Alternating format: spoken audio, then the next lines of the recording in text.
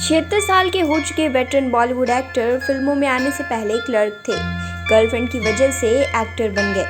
पर आपको बता दें कि इनका पहला प्यार पेंटिंग है। क्वालिटी ओवर क्वांटिटी का ट्रेंड जिसने हिंदी सिनेमा में शुरू किया वो है अभिनेता और निर्देशक अमोल पालेकर। वो इतना सोच समझकर फिल्में करते थे कि उन्होंने एक इंटरव्यू में कहा था कि वह 10 में से 9 फिल्में रिजेक्ट कर देते हैं।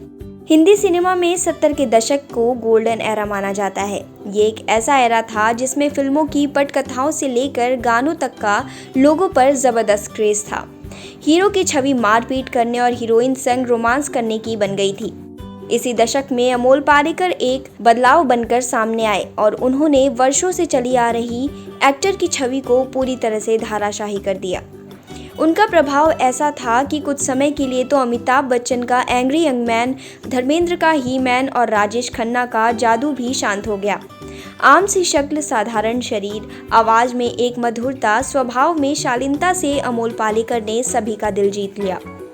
अमोल पालेकर का जन्म 24 नवंबर 1944 को महाराष्ट्र के साधारण परिवार में हुआ था। उनकी 2 बड़ी और एक छोटी बहन थी। परिवार का फिल्म से दूर दूर तक कोई नाता नहीं था।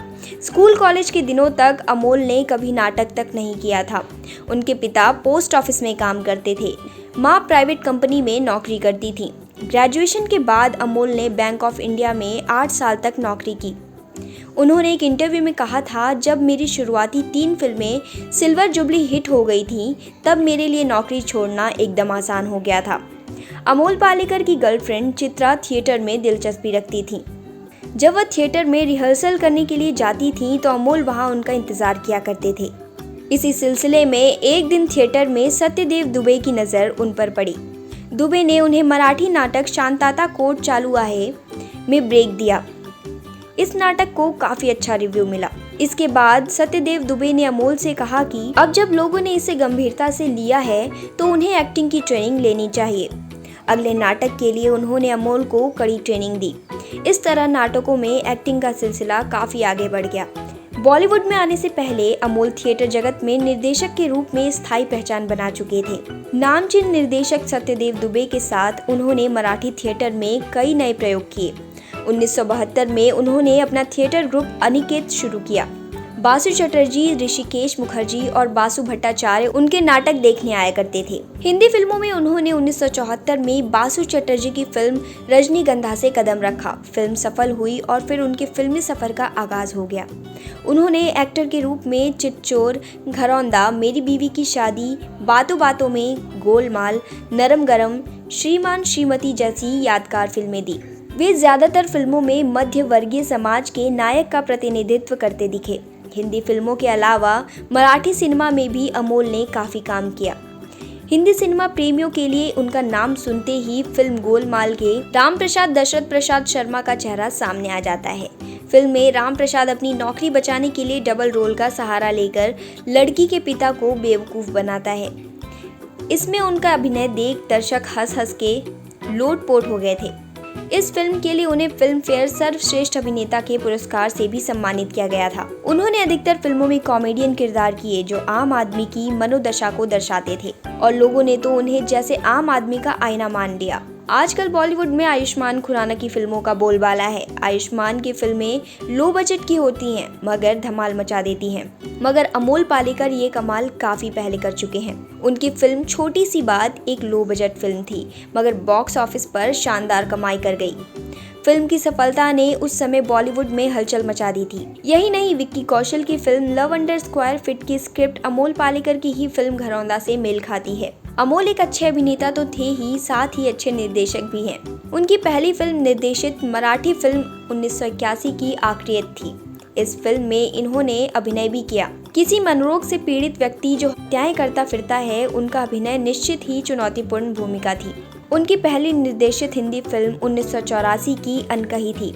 इसके बाद उन्होंने 1989 में थोड़ा सा रुमानी हो जाए, 1996 में दायरा और 2000 में कैरी जैसी बेहतरीन फिल्मों का सफल निर्देशन किया। बड़े पर्दे के साथ ही छोटे पर्दे के लिए कच्ची धूप और नकाब जैसी धारावाहिकों का निर्देशन भी किया, जिन्हें देश भर में काफ़ी प्रशंसा मिली। 1970 के दशक में उनकी गिनती एक सुपरस्टार के तौर पर होती थी।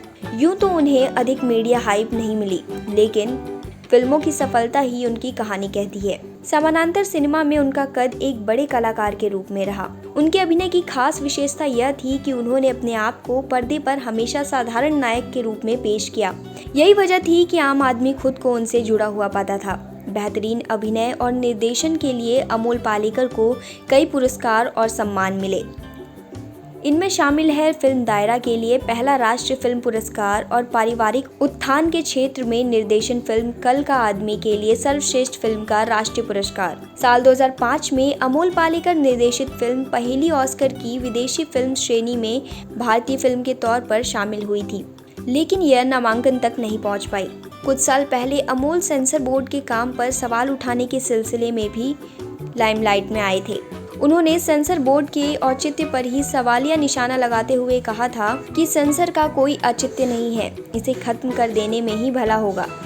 भारत भवन में पत्रकारों से बात करते हुए पालेकर ने सवालिया लहजे में कहा, सिर्फ फिल्मों पर ही सेंसरशिप क्यों है? नेता, मंत्री और रसूखदार जो मंच से खड़े होकर कुछ भी कह देते हैं, उनके खिलाफ सेंसरशिप क्यों नहीं है? मैं मंच से कुछ कह दूं तो बखेड़ा खड़ा हो जाता है। अमोल ने सेंसरशिप की प्रक्रिया पर सवाल उठाते हुए कहा कि यह तर्कहीन सा लगता है कि प्रदर्शन के पहले फिल्मों को एक तरह के फिल्टर से गुजरना पड़ता है, जबकि टेलीविज़न धारावाहिक पर यह चीज़ लागू नहीं होती। फिल्म जगत में किसी तरह का भेदभाव नहीं होना चाहिए। साल 1986 में अमोल ने फिल्म बात बन गई में अभिनय किया था।